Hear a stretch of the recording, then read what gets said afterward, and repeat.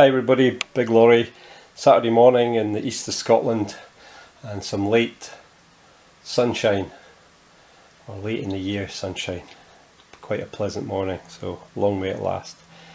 I've entitled this video Unicorns, so it's surprising maybe you'll be asking yourself, why are you looking at the back of a $1 bill?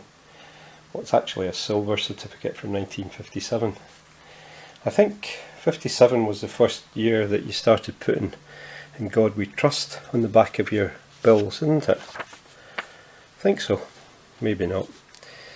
The United States was strong enough to look after itself for the best part of 200 years without having to trust in God, but hey, sorry, forgive me.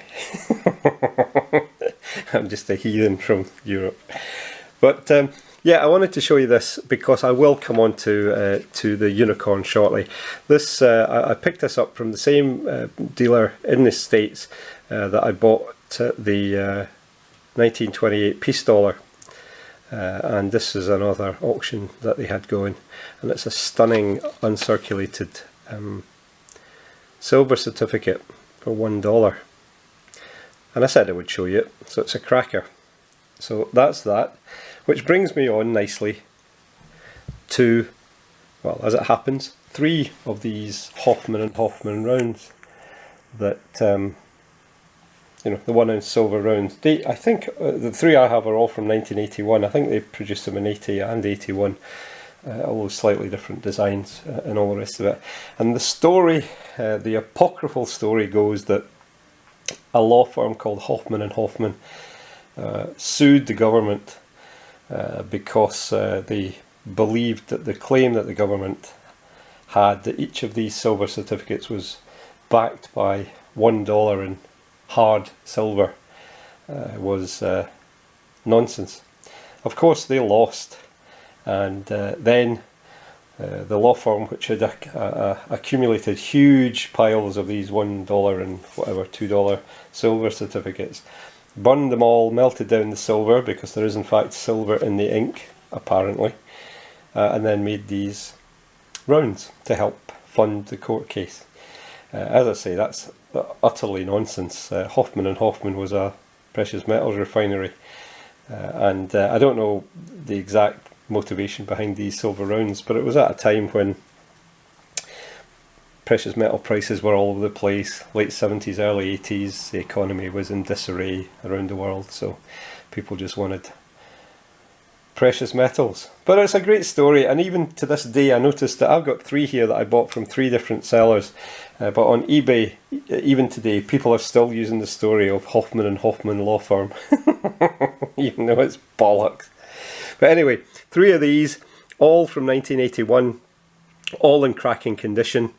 And it's a fabulous design. I've been looking for these for a while, and it's like waiting at the bus stop. You wait for ages, and then 2 or 3 come past at the one time. So really pleased to pick these up. Not cheap by any stretch of the imagination. These aren't just bullion over here. They're real collector's items, but not overly expensive, more than spot. So but nice designs, and I was really pleased to pick them up, whatever the story was. But let's move on. There were some other unicorns in the news just recently. I'm guessing this is the one that's taken most of the headlines. This is the new Queen's Beast, the bullion coin. I picked up 4 of them. The unicorn of Scotland, the old heraldic symbol of Scotland. I'm sure the unicorn has always been a mystical creature, you know, with you know, legendary powers and healing powers and all the rest of it, and that's throughout human history, not just Celtic mythology. But the kings of Scotland determined to make this the symbol of Scotland in, I think, about the 12th or the 13th century. At the time, it signified innocence, purity, strength of spirit, but more importantly, from the king's point of view, masculinity and strength and power. And so it became part of the mythology that went around Scotland. And the well, everybody will know the current coat of arms of the United Kingdom. You know, the one with the shield and the crown, and the lion to the left-hand side, and the unicorn to the right. Now that is actually just an adaptation of the traditional arms of Scotland, which had 2 unicorns supporting the shield. That was the symbol and the royal coat of arms of Scotland. And in 1603, when King James VI of Scotland, who became James I of England, united the crowns, he, after Elizabeth I's death, he became the king of all of these islands. So the King of Scots became the King of Ireland and the King of England at the same time. And as an act of unity, he decided to change the royal coat of arms and include the Lion of England. It wasn't just politics though, it was symbolic. The lion and the unicorn had been seen as the most powerful of all of the beasts, traditional enemies, but now here they were unified under one coat of arms.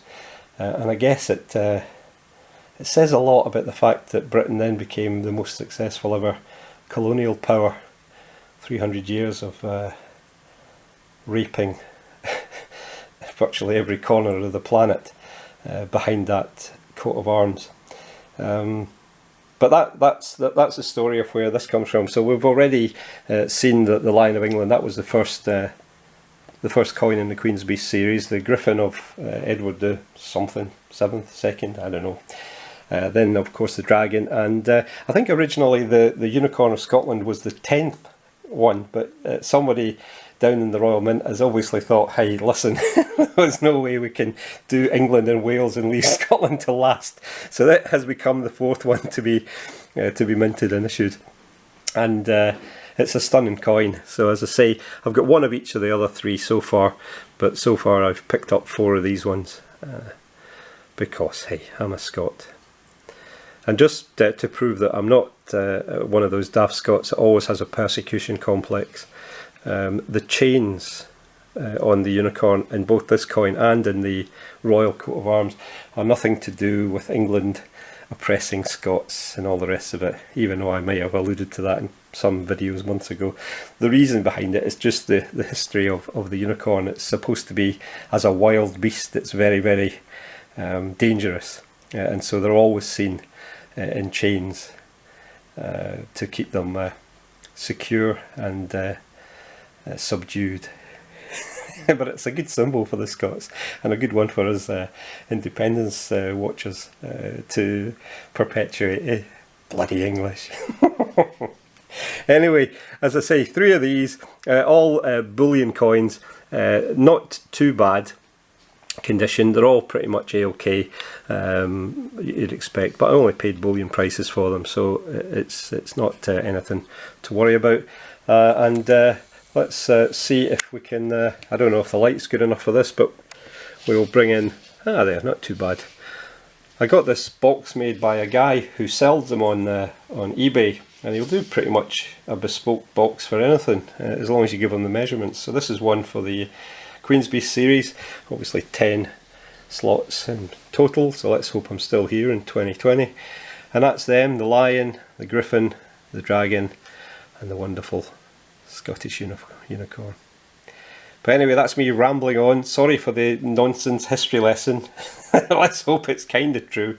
If it's not and you know better, please point it out. I'm nothing if up for correction. Listen, please, sorry Callum wasn't here today. As I say, he was involved. He's more interested in playing Minecraft on his Xbox, so hey, such is life. Please let me know what you think about these coins, especially the Hoffman and Hoffman ones, and that silver certificate. Please comment, rate, subscribe, and until the next time, everybody take care.